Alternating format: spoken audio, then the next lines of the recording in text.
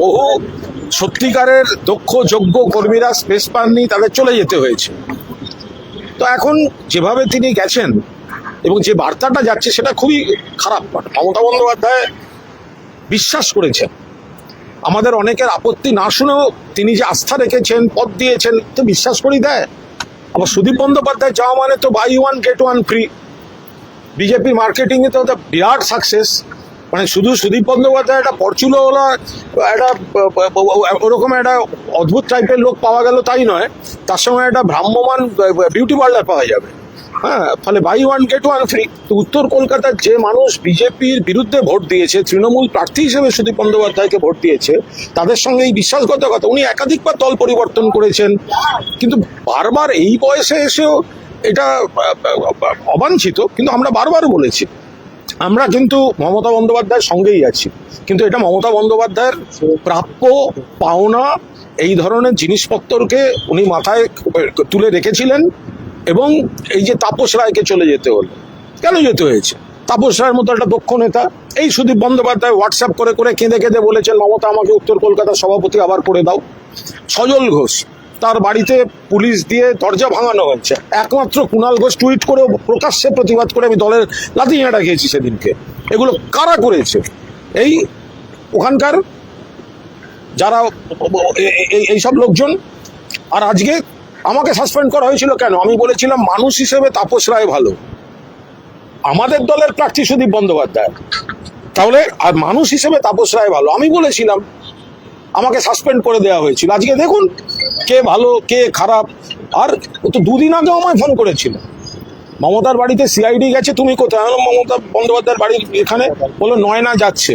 তো নয়না দিয়ে আর এখানে এসে পৌঁছয়নি, সুদীপদা ভূপেন্দ্র যাদবের বাড়ি পৌঁছে গেছে। সুদীপ বন্দ্যোপাধ্যায় তিনি বলতে পারবেন যে তিনি তাদের কি করেছেন, তাদের কিভাবে তার সঙ্গে তাদের ইকুয়েশন কি ছিল। কিন্তু রাজনৈতিকভাবে সুদীপবাবু জীবনে এতবার দলবদল করেছেন, মমতা বন্দ্যোপাধ্যায়ের সঙ্গেও করেছেন। তারপরেও মমতা বন্দ্যোপাধ্যায় উজাড় করে তাকে সম্মান টম্মান সব দিয়েছেন।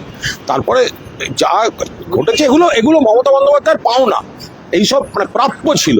এই লোকগুলোকে উজাড় করে দিয়েছেন। তো সুখের সময় এরাই ক্ষমতা আঁকড়ে বসেছিল, এবং যখন দলের একটু কঠিন সময় হলো তখন কর্মীদের পাশে না থেকে আমি কিভাবে নিজেকে বাঁচাবো, নিজের বউয়ের ভবিষ্যৎ কি হবে, আমি বললাম না buy one get one free. আমি একদম পরিষ্কার কথা বলছি, সুমিত রায়ের বিষয়ে আমি কোনো মন্তব্য করব না। এসব বিরাট উপদিক্কার ব্যাপার।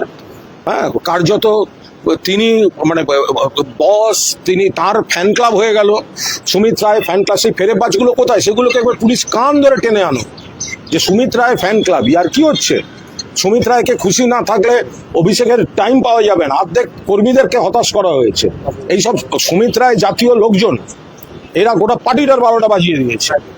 ফলে আমি এসব বিরাট বড় বড় ব্যাপার, আমি সুমিত রায় নিয়ে কোনো মন্তব্য করব না। আমি ওই সেক্রেটারি ফ্যান ক্লাবের ফ্যান ক্লাব বিভিন্ন জেলা থেকে এসে আগে সুমিত দা ওই ফেসবুক পোস্টগুলো দেখুন না, এখন সব সুমিতের জন্মদিন, সুমিতের অমুক, এই সব কটা মিলে ওই জায়গাটাকে পুছিয়েছে।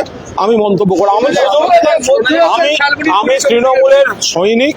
আমি মমতা বন্দ্যোপাধ্যায়ের সঙ্গে পার্টির যত খারাপ দিন থাকুক, যারা ছেড়ে যাক, আমাকে দল টিকিট দিয়েছিল, আমি দলের টিকিটে জিতে বিধায়ক হয়েছি, আমি বেইমানি করে চলে যেতে পারবো। সুমিত রায় আমরা যেটুকু বুঝতে পেরেছি, আমরা তো কাছাকাছি বিশ্বাসীর তালিকায় ছিলাম না, এবং মানে একটা বড় অংশে আমার একটা সময় তো ক্যামাক স্ট্রিট আমার কাজকর্ম পছন্দ করতো না, আমিও ক্যামাক স্ট্রিটের অধিকাংশ কাজকর্ম পছন্দ করতাম না। তার জন্য আমি তেলও মারতে যাইনি, মানে আমার কোনো হয়নি। এবং এই সুমিত রায়রা ভেতরটা যাবতীয়ভাবে চেষ্টা করছিল যাতে আমি নমিনেশন না পাই। তো 70-এর মুখে ছাই দিয়ে মমতা বন্দ্যোপাধ্যায় আমার নমিনেশন দিয়েছেন, এবং আমি ভগবানের আশীর্বাদে তৃণমূলের প্রার্থী হিসেবে জিতে গেছি। আমি তদন্তে সহযোগিতা করি, আমাকে ডাকা হয়েছে, আমি যাব।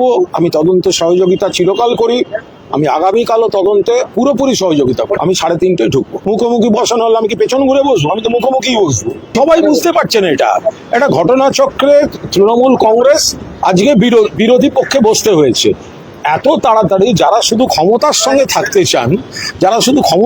থাকতে চায়, তো তারা যদি দলের মধ্যে এত তাড়াতাড়ি তাদের মনে হয় দম বন্ধ হয়ে যাচ্ছে, ফুসফুসে প্রবলেম, অক্সিজেনের প্রবলেম।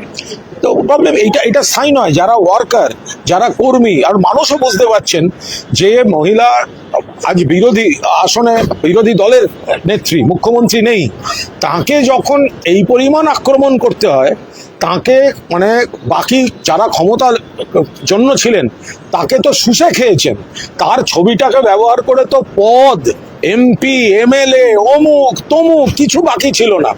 আজকে মহিলা ক্ষমতায় নেই, তো সঙ্গে সঙ্গে তাকে ছেড়ে দিতে হবে। যাদের ডিকশনারিতে লেখা আছে তাদের ডিকশনারিতে লেখা আছে, আমার নেই নেই। বলছি